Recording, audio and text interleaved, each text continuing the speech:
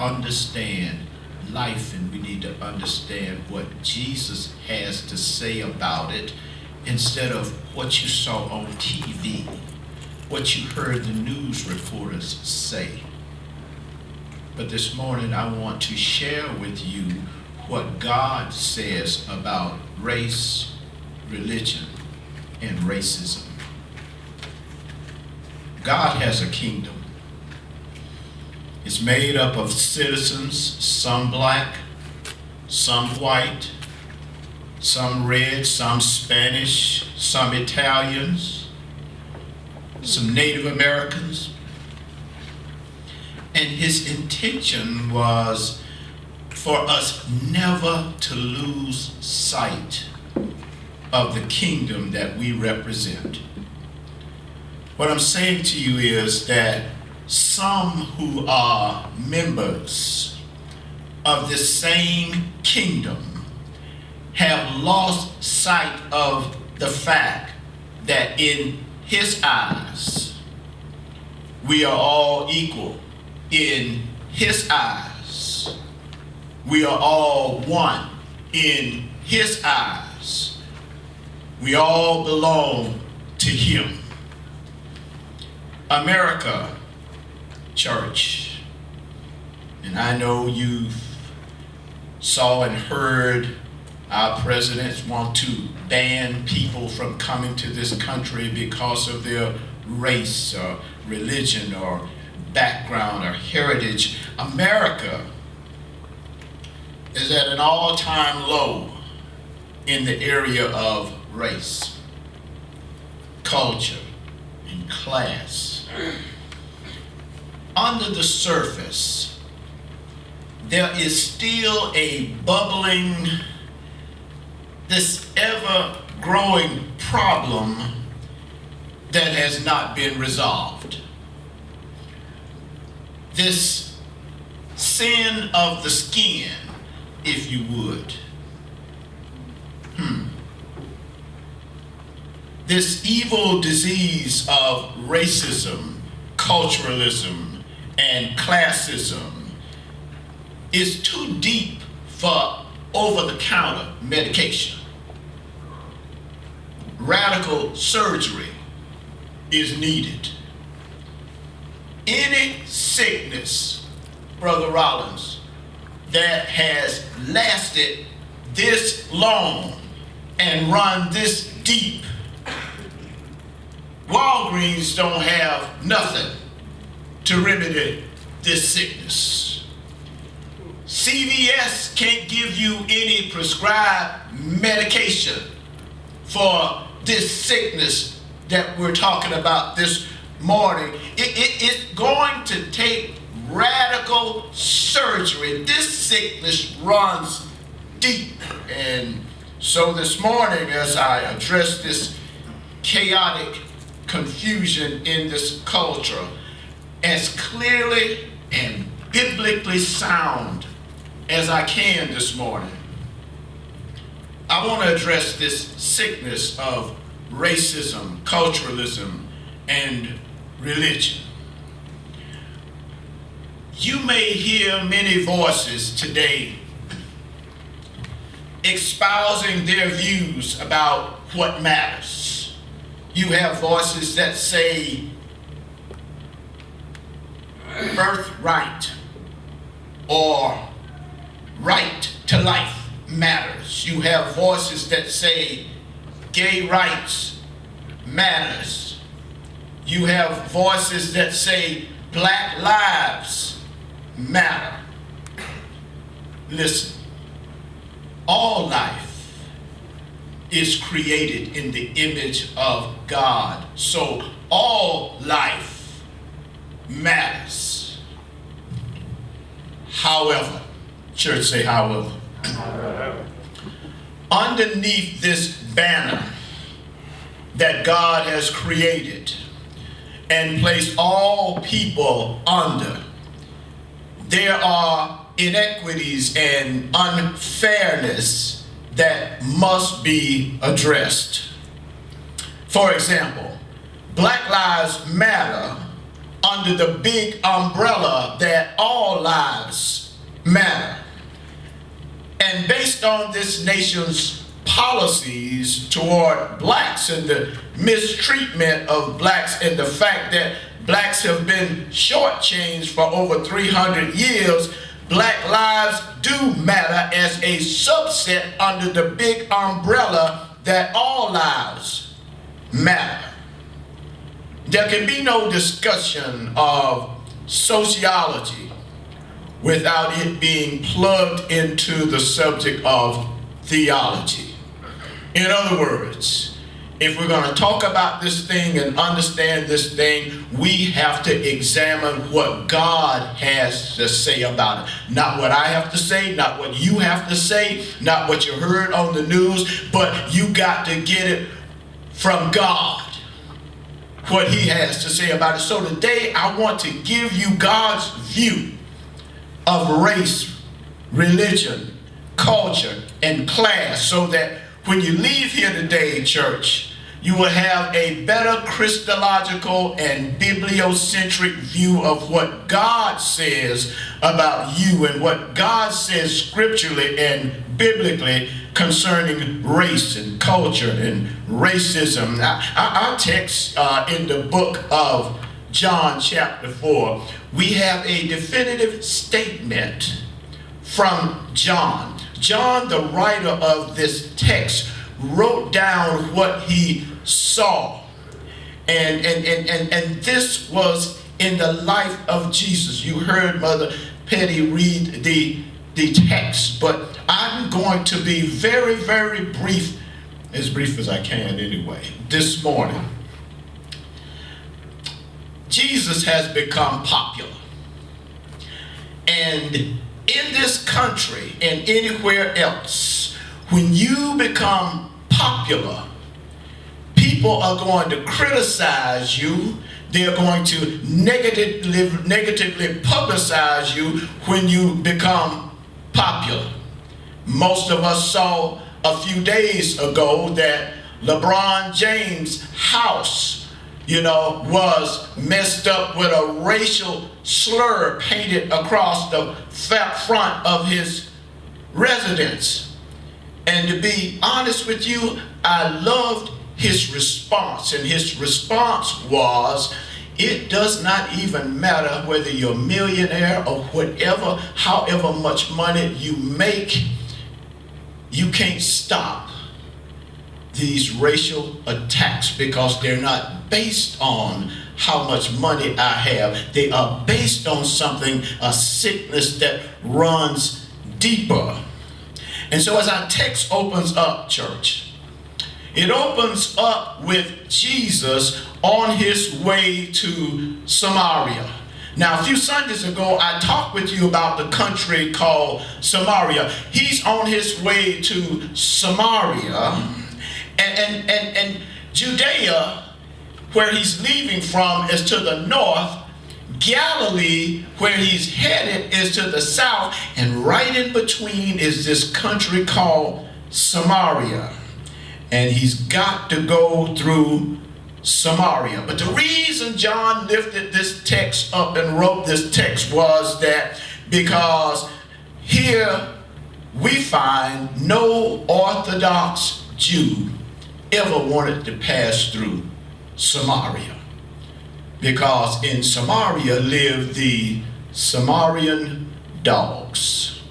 That's not a term I gave them. That's a term that were given to them during that time. They were called the unclean. A little history: in 722 AD, the Assyrians went into Samaria and created a race of mixed nationalities. They went in and they created a mixed race. The hue and color of their skin was much like the hue and color of yours. It varied, but we knew that it wasn't a purebred Jewish skin color. They were called the Sumerian dogs, and the Jews had nothing to do with the Samaritans. But let me set the stage, because the Bible tells us that the reason why Jesus had to go through Samaria, because at 12 o'clock he was going to be meeting this woman at the well. And in verse 5 we're told that this well, called Jacob's well, was where he sat when this woman showed up. And when she showed up, Jesus asked her a question, church. And I want you to get not just the literal statement in question, but you got to understand what she really is asking him.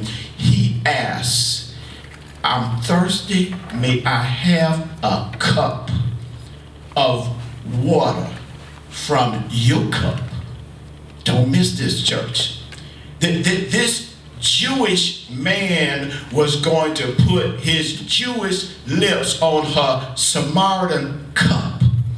This woman is shocked, because she understands that your people don't deal with my people, and my people don't deal with your people, and your people call us dogs, but yet you are telling me that you want to drink out of the same cup that I drink out of.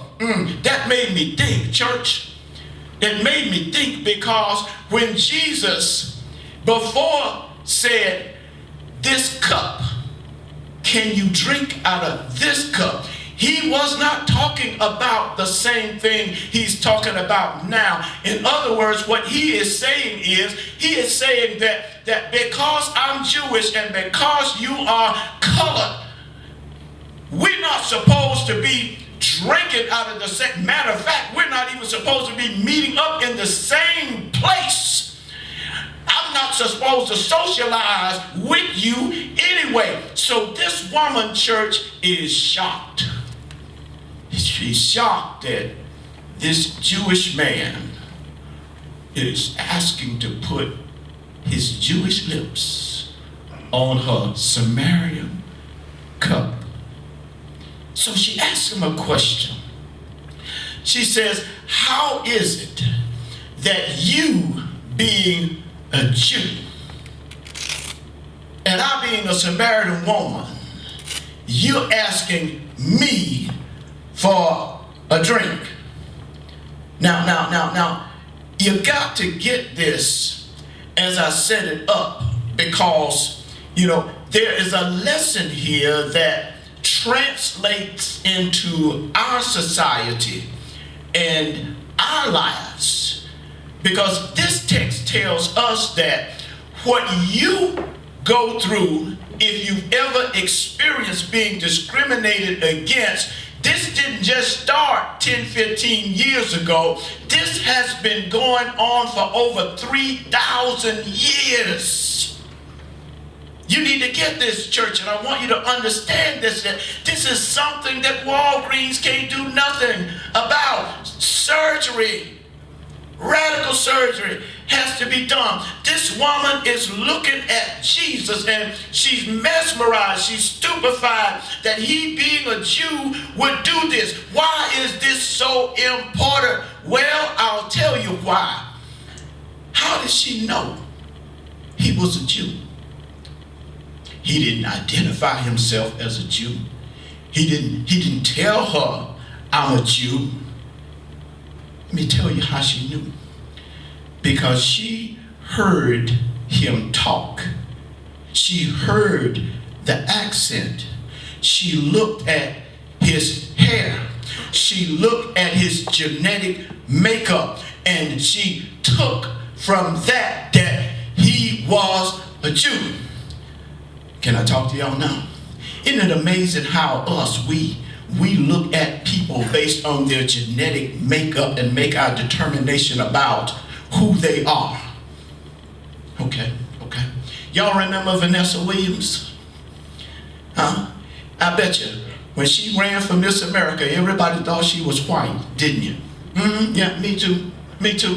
You cannot look at people and tell me who they are because of the hue of their skin color.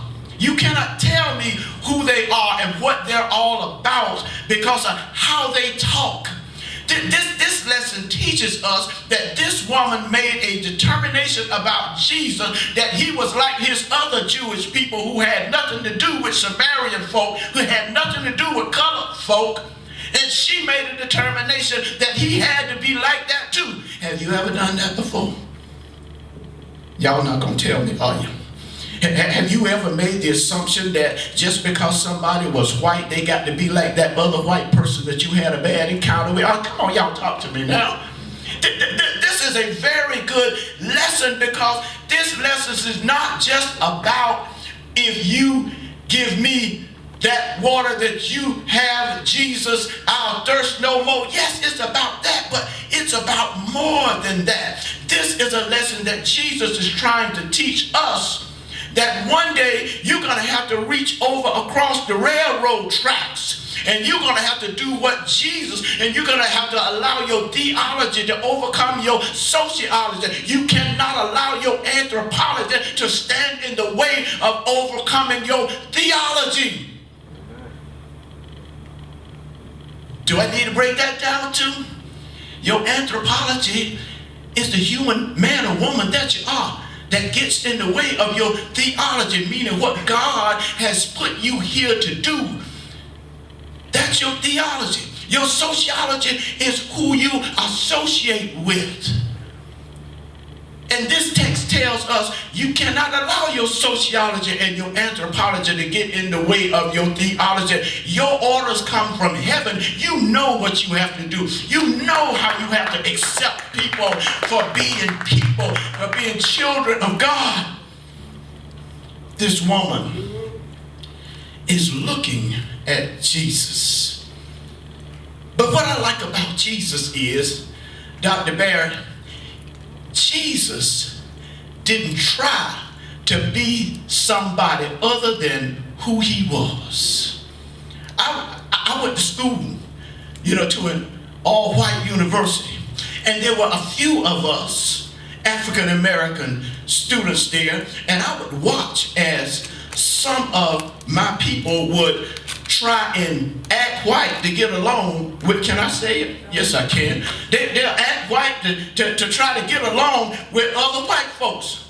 And by the same logic, you will find that there are some black folk, that white folk that try to act black to get along with white folk. But here in this text, Jesus did not say, I'm a Jew and I'm going to try to act like you and act Samaritan style to get along. Jesus acted like he did. What this is telling you is that you don't have to change who you are to be able to get along with someone who was not created like you. Be yourself.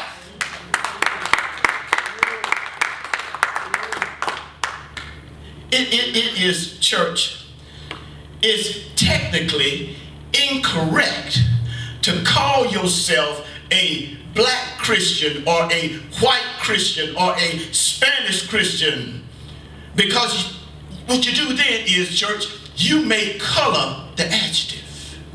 See, it's the job of an adjective to do what? To modify a noun. And if your Christianity is in the noun position and your color or nationality is in the adjective position, you have to keep shaping the noun so that it looks like the adjective. Oh, I done lost somebody now. So if your color stays in the adjective position, you have to keep shaping Christianity to look black or to look white or to look Hispanic or to look Mexican, because that's the adjectival description you have given it. Your Christianity, let me break it down. Your Christianity should not be looking like I'm a black Christian or I'm a Mexican Christian. Your Christianity should be, I am a Christian who happens to be black. I'm a Christian that happens to be white. But in God's eyes, I'm a Christian. I'm his. So church, by this well, look at the picture. Jesus, he stayed who he was. He didn't try to act like her people, like the Samaritans, in order to get along with her. You know, he what's up, dude? What's up? Hey, girl. He didn't try to act like her to get along with her. He didn't give up being a Jew to reach her. And God is not asking you to give up who you are to reach somebody that's culturally different, economically different, educationally different than you are. In other words, here's my message to those that racially discriminate against you. Don't let just because all of those folks